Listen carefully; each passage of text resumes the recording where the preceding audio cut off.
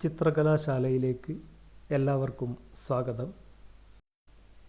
ഇന്ന് നമ്മൾ പഠിക്കാൻ പോകുന്നത് ചെവി എങ്ങനെ വരക്കാം എന്നുള്ളതാണ്. അപ്പോഴാദ്യമായിട്ട് ചെവിയുടെ അനാട്ടമി, ചെവിയുടെ ഭാഗങ്ങൾ ഏതൊക്കെയാണെന്ന് നോക്കാം. Concha, helix, antihelix, tragus, antitragus, earlobe, ഇത്രയും ഭാഗങ്ങളാണ് ചെവിക്കുള്ളത്. കോഞ്ച് എന്നുള്ള ലാറ്റിൻ വാക്കിൽ നിന്നാണ് കോഞ്ച എന്നുള്ള പേര് വന്നത്. കടലിൽ കാണുന്ന ശംഖ്, കക്ക, അതാണ് അതിൻ്റെ അർത്ഥം. ഏതാണ്ട് ഒരു ചിപ്പിയുടെ, കക്കയുടെ ആകൃതിയിൽ ഒരു കപ്പ് പോലെ ആയതുകൊണ്ടാണ് അതിന് കോഞ്ച എന്ന് വിളിക്കാൻ കാരണം. ചെവിയെ തലയുമായി ബന്ധിപ്പിക്കുന്ന ഭാഗം കോഞ്ചയാണ്. നേരെ വശങ്ങളിലേക്കല്ല, അല്പം മുൻപിലോട്ട്, ഫ്രണ്ടിലേക്ക് ഫേസ് ചെയ്തിരിക്കുന്ന രീതിയിലാണ് ചെവിയുടെ കിടപ്പ്. അതുകൊണ്ട് തന്നെ കോഞ്ച പിറകുവശത്ത് നിന്ന് മാത്രമേ നമുക്ക് കാണാൻ സാധിക്കുകയുള്ളൂ. ചെവിയുടെ ഏതാണ്ട് മധ്യഭാഗത്ത്, ഉൾഭാഗത്ത് നിന്ന് തുടങ്ങി വളഞ്ഞ് ചെവിയുടെ മുകൾ ഭാഗം ഒരു ബോർഡർ പോലെ കവർ ചെയ്തുകൊണ്ട് ഒരു ക്വസ്റ്റ്യൻ മാർക്കിൻ്റെ ഷേപ്പിൽ ഉള്ള ഭാഗമാണ് ഹീലിക്സ്. ഈ ഹീലിക്സിന് ഒരു തിക്നെസ് ഉണ്ട്, ഒരു ട്യൂബ് പോലെ നീണ്ട് വളഞ്ഞിട്ടുള്ളതാണ് ഹീലിക്സ്. ഹീലിക്സിന് താഴെ ഒരു വൈ ഷേപ്പിൽ കിടക്കുന്ന ഭാഗമാണ് ആൻറ്റി ഹീലിക്സ്. ഹീലിക്സും ആൻറ്റി ഹീലിക്സും ആൻറ്റി ട്രാഗസിന് തൊട്ട് മുകളിലായി ഒരേ ലെവലിൽ സമാന്തരമായിട്ടാണ് അവസാനിക്കുന്നത്. താടിയെല്ലിൻ്റെ ഭാഗത്ത് ചെവിയിൽ പുറത്തേക്ക് മുഴച്ചു നിൽക്കുന്ന, തള്ളി നിൽക്കുന്ന ഒരു ചെറിയ ഭാഗമാണ് ട്രാഗസ്. ഈ ട്രാഗസിന് തൊട്ട് താഴെയാണ് കർണദ്വാരം വരുന്നത്. ഈ ട്രാഗസിന് തൊട്ട് എതിർവശത്ത് അല്പം ചെറുതായി കാണുന്ന ഇതേപോലെയുള്ള മുഴച്ചു നിൽക്കുന്ന ഒരു ഭാഗമാണ് ആൻറ്റി ട്രാഗസ്. ചെവിയുടെ അടിവശത്ത് തൂങ്ങിക്കിടക്കുന്ന മാംസളമായ ഭാഗമാണ് ഇയർ ലോബ്.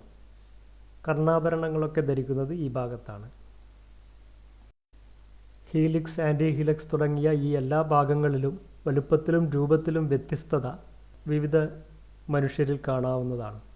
പുരികങ്ങൾക്കു സമാന്തരമായി വരക്കുന്ന ബ്രോ ലൈനിനും മൂക്കിൻ്റെ ടിപ്പിന്, മൂക്കിൻ്റെ അടിവശത്തിന് സമാന്തരമായി വരക്കുന്ന നോസ് ലൈനിനും ഇടയിൽ കൃത്യമായി കൊള്ളുന്ന രീതിയിലായിരിക്കും തലയിൽ ചെവിയുടെ സ്ഥാനം. ലൂമിസ് മെത്തേഡിൽ തലയുടെ മുകൾ ഭാഗത്ത് വരയ്ക്കുന്ന വൃത്തം 4 സമഭാഗങ്ങളാക്കുകയാണെങ്കിൽ അതിൽ താഴെ ഭാഗത്ത് പിറകിലായി വരുന്ന ക്വാർട്ടറിലായിരിക്കും ചെവി വരുന്നത്.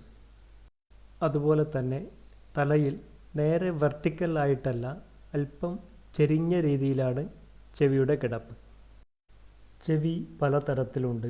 ഓവൽ ഷേപ്പിലുള്ള ചെവി, സ്ക്വയർ ഷേപ്പിലുള്ള ചെവി, മുകൾ ഭാഗം പോയിൻ്റഡ് ആയിട്ടുള്ള ചെവി, വീതി കുറഞ്ഞ ചെവി, വീതി കൂടിയ തള്ളി നിൽക്കുന്ന ചെവി, വലിയ ഇയർ ലോബുള്ള ചെവി, താഴോട്ട് തൂങ്ങി നിൽക്കുന്ന ഇയർ ലോബുള്ള ചെവി, ഇയർ ലോബ് അറ്റാച്ച്ഡ് ആയിട്ടുള്ള ചെവി, ഇങ്ങനെ പലതരത്തിലുള്ള ചെവികൾ നമുക്ക് കാണാൻ സാധിക്കും.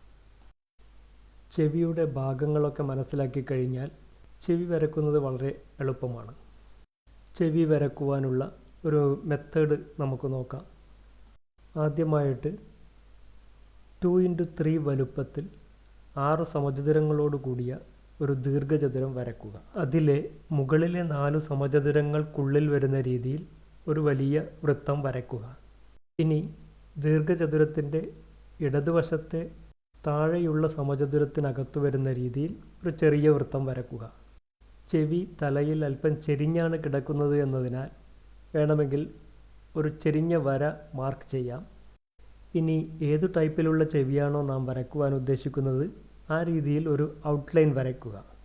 ചെവിയുടെ മുകൾ ഭാഗം മുകളിലത്തെ വലിയ വൃത്തത്തിനകത്ത് വരുന്ന രീതിയിലും ഇയർ ലോബ് താഴത്തെ ചെറിയ വൃത്തത്തിനകത്ത് വരുന്ന രീതിയിലും വരയ്ക്കുക.